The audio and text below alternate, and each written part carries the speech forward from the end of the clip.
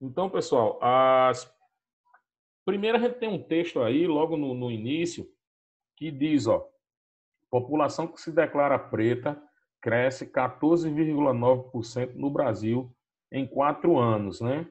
Então, primeira coisa que a gente vai observar e que o material da gente vai trazer lá no final, certo? Do População Brasileira 1, e a gente tem lá no livro 3 o População Brasileira 2.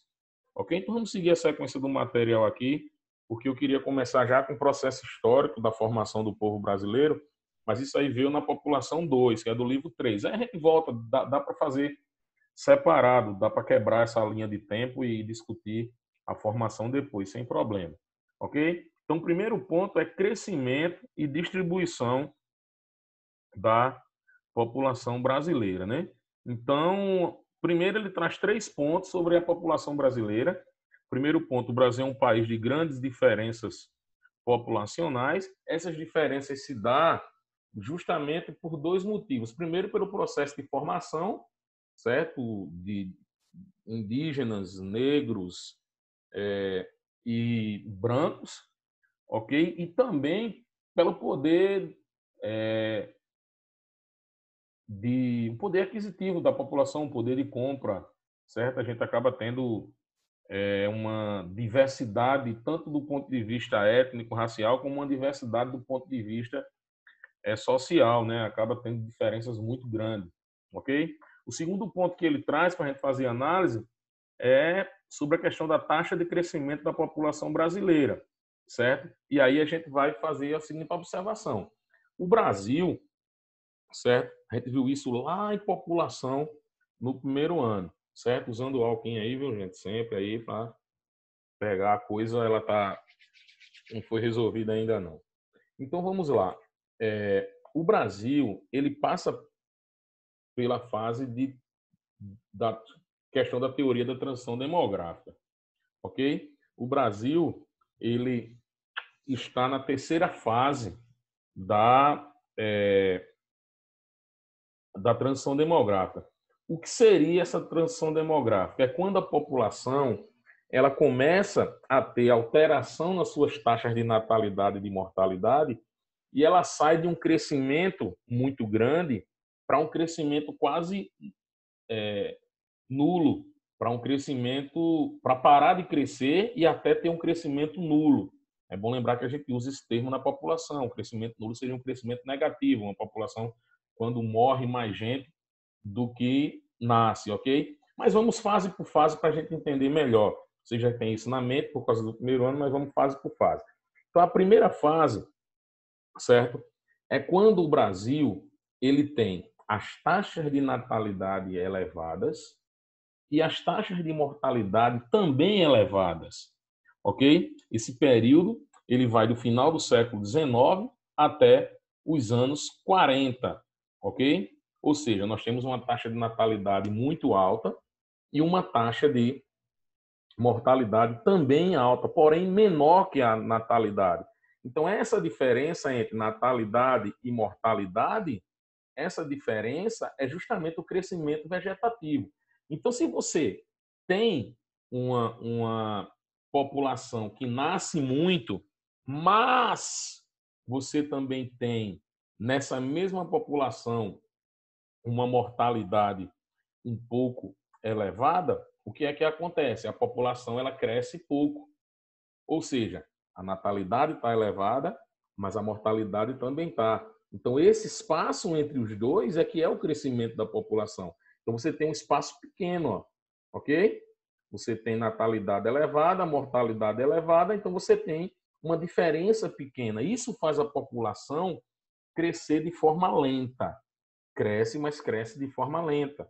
Porque você tem elevados índices de natalidade no Brasil nessa época e também você tem elevados índices de mortalidade. É fácil de entender. Nós estamos no final do século XIX para o início do século XX, ok?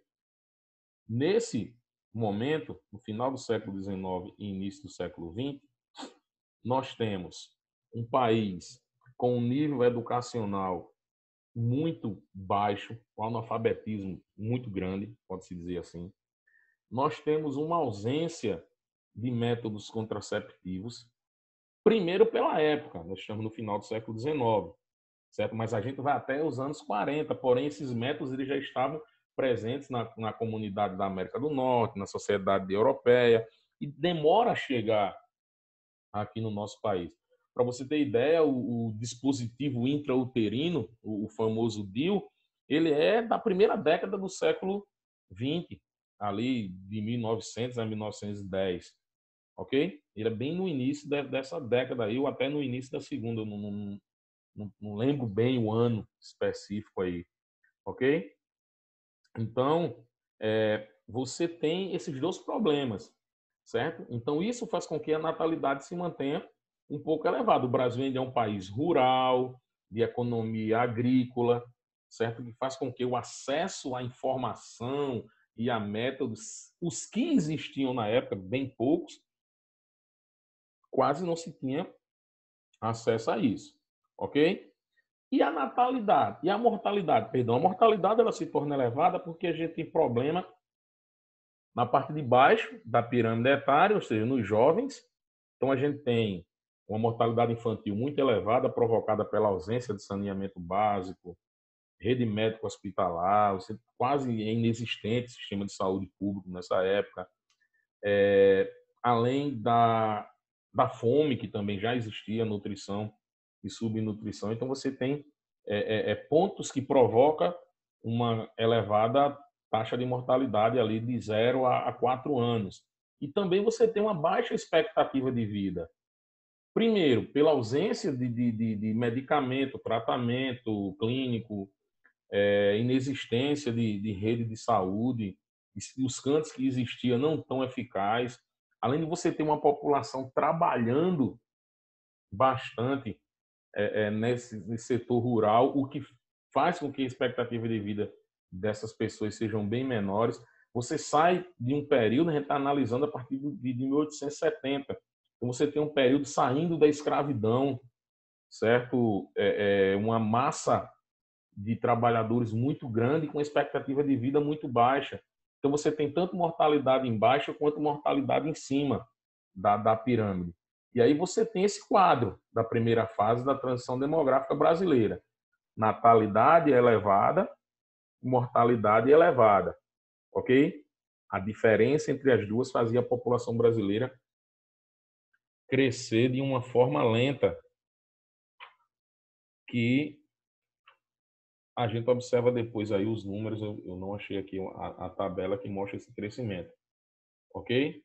Então a primeira fase é essa. Aí ocorre uma coisa chamada de, vou anotar aqui para meus coleguinhas fazerem uma leitura depois, que é a chamada revolução médico-sanitária, coisa que também foi falado lá no primeiro ano, no caderno de população. Revolução médico-sanitária. O que seria isso? É justamente uma melhoria nesses problemas que eu falei, que resulta nas elevadas taxas de mortalidade. Então, começa a surgir técnicas clínicas para tratamento de determinadas doenças, medicamentos, vacina, velho. A vacina é uma coisa espetacular. Inclusive, nesse momento, para você ter ideia o quanto a vacina é espetacular, estamos esperando uma para poder voltar a viver de forma normal, certo? Então, imagine isso lá no início do século XX, que tudo que era de doença não tinha vacina, certo? Então, as vacinas começam a chegar, medicamento, tratamento, melhorias no saneamento básico, certo? Então, tudo isso impacta diretamente e de forma rápida nas taxas de mortalidade. Então, as taxas de mortalidade começam a cair, certo? Então, se na primeira fase eu tenho natalidade elevada e mortalidade elevada também, porém menor, na segunda fase eu tenho uma queda das taxas de mortalidade por causa da revolução médico-sanitária. Olha o espaço entre os dois, o quanto aumenta. Ou seja, o Brasil continua tendo elevadas taxas de natalidade, porém com uma queda nas taxas de mortalidade. E aí eu tenho essa segunda fase, certo? A partir dos anos 40, que vai até os anos da década de 70. Ou seja, a mortalidade se mantém, a natalidade se mantém elevada e a mortalidade que estava aqui, ó, ela cai. Então, olha o espaço entre os dois, o quanto aumenta. Primeira fase, natalidade, mortalidade. Segunda fase, mortalidade cai. E aí a população começa a crescer de forma muito rápida. Por quê? Porque as pessoas continuam tendo muitos filhos e... Perdão, deixa eu ligar o vídeo aqui novamente. As pessoas começam a ter, continuam tendo muitos filhos, mas a população começa a diminuir a questão da mortalidade.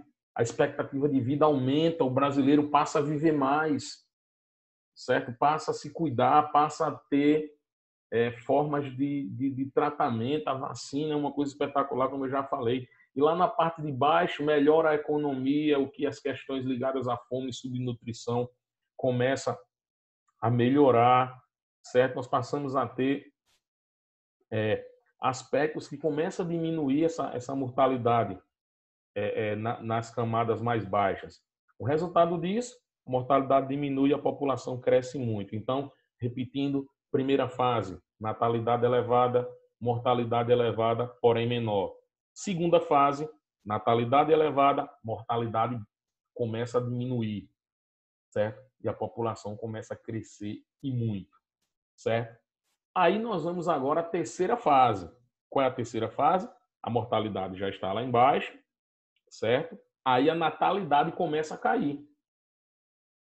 A natalidade começa a cair. E nós chegamos na terceira fase, que é a fase que nós estamos, que é natalidade baixa e mortalidade baixa. Ou seja, o crescimento voltou a ser lento. Antes nós tínhamos na primeira fase os dois aqui em cima, certo? Na segunda fase, a mortalidade cai, e aí o espaço fica maior e a população cresce bastante. Na terceira fase, a natalidade cai, e fica os dois lá embaixo, que é a fase que nós estamos. A expectativa de vida melhorou muito, certo? Do brasileiro. Se lá nos primeiros anos do século XX era em torno de 40 anos, 44 anos, hoje já ultrapassa os 65 anos, a expectativa de vida média. Nós temos hoje um grupo muito grande de pessoas acima de 65, acima de 70, acima dos 80. Isso é uma tendência mundial, porém, países europeus, Canadá, Estados Unidos, lá na América do Norte, Japão, eles estão nessa fase que nós estamos já desde o pós-guerra. Quando estávamos iniciando a segunda fase, eles já estavam na terceira fase. Existe uma quarta fase, onde a população para de crescer e talvez até cresça de forma negativa, certo? Diminua, ou seja, morra mais gente do que nasce, que ainda vamos chegar nessa fase, onde alguns países já estão. A Rússia, por exemplo, desse exemplo lá na turma do primeiro ano, e a gente está estudando população mundial, os conceitos, né, que vocês estudaram no ano passado, e a gente deu esse exemplo da Rússia, a gente viu essa questão lá. Inclusive, no livro deles, tem um texto que mostra que a população mundial envelheceu tanto, e é um texto novo, certo? O material do SAI, ele tem essa particularidade de trazer sempre coisas novas, é um texto de 2019, que pela primeira vez a gente teve mais idosos do que jovens de 0 a 4 anos no mundo, certo? O texto é uma informação, ele é de abril de 2019 o texto, então uma coisa bem quentinha, saindo do forno a informação, que diz o seguinte, que em 2009, né, no mês de abril, o mundo atingiu 750 milhões de pessoas acima de 65 anos. Nesse mesmo momento, as pessoas de 0 a 4 anos, a criançada aí de 0 a 4 anos, atingia apenas 680 milhões. O título do texto é: pela primeira vez temos mais avós do que netos, certo? Claro, um sentido bem figurado aí, porque se for definir neto, até eu sou neto, não apenas no nome, né? Porque eu ainda tenho, certo? Ainda tenho uma avó, ainda sobrou uma avó aí dos outros, né? Avós aí que vão nos deixando e vão para o céu. Ainda eu tenho ainda minha avó paterna aí com 80 anos de idade, ok? Então, o que é que acontece? Aí, nesse caso, observa só de 0 a 4 anos, beleza? Para não dar um tumulto aí nesses números e a gente não entender a informação, ok? Pode falar. Lívia? O senhor acha que depois dessa pandemia a gente vai entrar na quarta fase? Sim, sim. A quarta fase, essa pandemia, ela não... Deixa eu só aumentar aqui o volume aqui do meu microfone, porque quase eu não escutei Lívia falando. Mas eu ouvi, viu, Lívia? Dá para responder. Na verdade, essa pandemia ela não altera muito as questões demográficas não no Brasil, certo? Nós temos aí um universo de 205 milhões de habitantes e a pandemia, ela até agora conseguiu levar aí, se eu não me engano, 80 mil mortos, né? É muita gente, certo? 80 mil mortos é mais do que a população das 31 cidades, agora. das cidades que vocês morrem. Porém, que vocês moram, vixe, não é o termo que eu usei, me confundi aqui, das cidades que vocês moram. Porém, ele pode provocar alguma alteração de dados.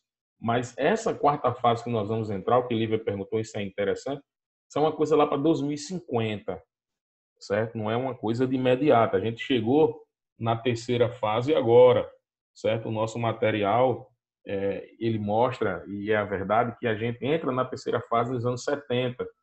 E essas fases, elas são muito longas, porque cada fase que você passa da primeira para a segunda, da segunda para a terceira, a passagem ela se torna cada vez mais lenta. Por exemplo, a segunda fase ela durou dos anos 40 aos anos 70, apenas 30 anos.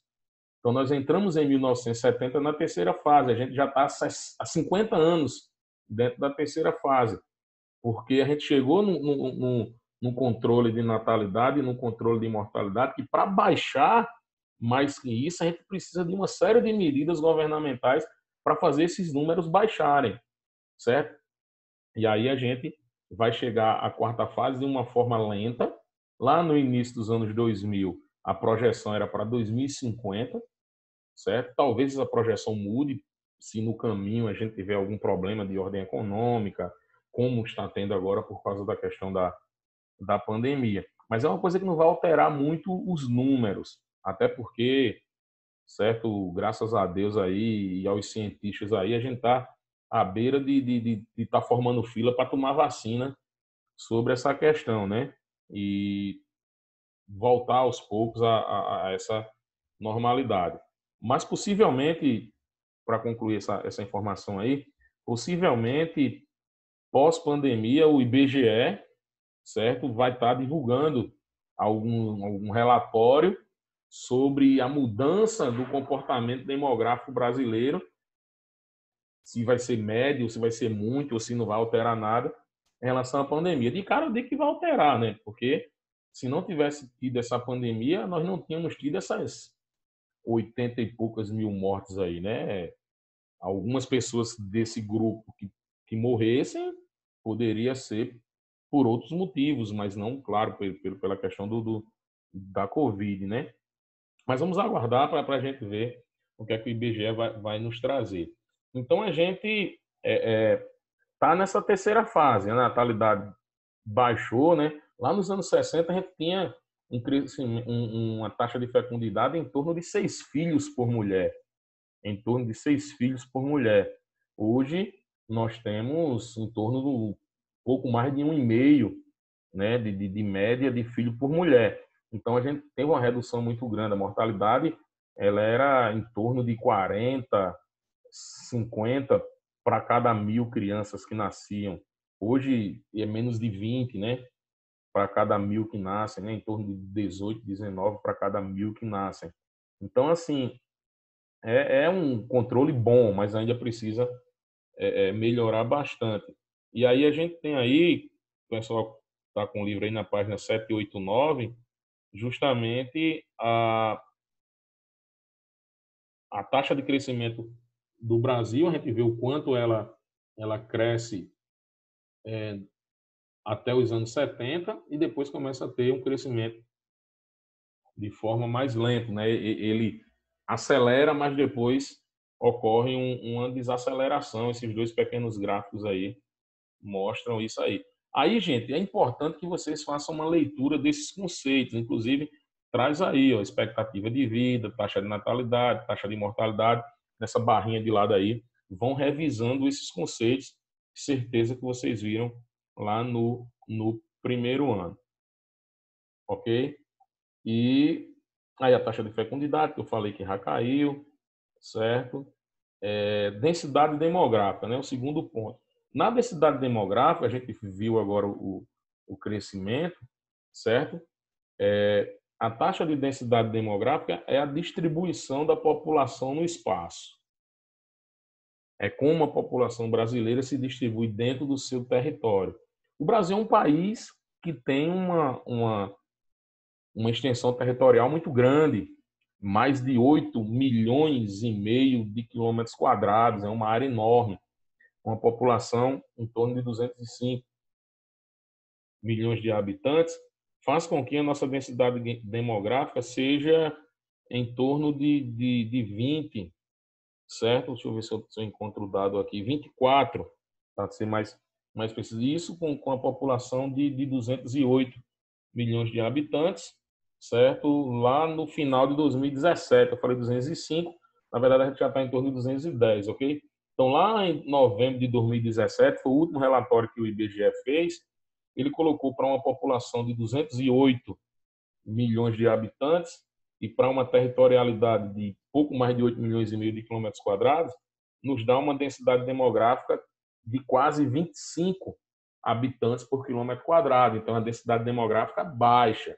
Então, no geral, na média, a população brasileira possui uma taxa de densidade demográfica baixa. Porém, olha os porém do professor Daniel, porém é o que cai em prova, é o que cai em Enem, quase sempre. Porém, isso é um valor em média, certo? Nas grandes cidades brasileiras, principalmente na faixa litorânea, nas áreas centrais do país, Brasília e as capitais das áreas mais centrais, na região norte também apenas nas capitais, Manaus é um grande destaque. A gente tem na página 791 a densidade por área. A gente tem um mapinha aí do Brasil, certo? E essas áreas mais escuras mostram uma densidade maior. Essa densidade de 25, repetindo, é uma densidade média. Eu peguei toda a população brasileira, população absoluta, a quantidade de habitantes que eu tenho no Brasil, peguei a área territorial, certo? De 8 milhões 515 mil quilômetros quadrados e dividi a população pela área. Aí eu tenho um resultado de 25 habitantes por quilômetro quadrado aí em arredondamento. Aí, quando eu vou observar por áreas específicas, aí é uma disparidade enorme. As capitais, as áreas que se industrializaram, principalmente a faixa litorânea, a concentração é muito maior. Certo? Nós temos cidades aqui na Paraíba, Bahia, por exemplo, que a densidade demográfica de Bahia ultrapassa os 3 mil habitantes por quilômetro quadrado. Você tem uma população de 100 mil para uma área em torno de 33 quilômetros quadrados. Está entendendo? Você tem cidades onde a densidade ela acaba sendo bem maior. Não tem números aqui específicos de cada região, mas vocês podem pesquisar e observar, ok? Então, essa observação da densidade demográfica é o que vai ser cobrado de vocês nas questões. Essa observação, a densidade média, é uma densidade pequena, 25 habitantes por quilômetro quadrado, pouco mais do que isso, certo? Porém, existe uma concentração enorme nas áreas que mais se desenvolveram. Aí isso é uma coisa lógica. A gente vai ver isso lá em população 2, que é a questão das migrações, certo? E da formação das cidades aqui no Brasil, que vocês estão estudando com Renata lá na urbanização. Ou seja, a população ela se concentra onde ocorre um maior desenvolvimento econômico, porque busca melhores condições de vida, porque vai em busca de trabalho e emprego e acaba provocando essa distribuição desigual. As áreas que mais se desenvolveram acaba tendo uma concentração maior. Outras áreas são consideradas vazios demográficos. A região norte do país, certo? Se você isolar a região norte, você tem pouco mais de 1 habitante por quilômetro quadrado, certo? Uma densidade demográfica muito pequena, ok? Então, façam essa observação aí, ok? Então, você tem aí, ó, 1 habitante por quilômetro quadrado na região amazônica, é o que coloca aí, certo? Bem colocado.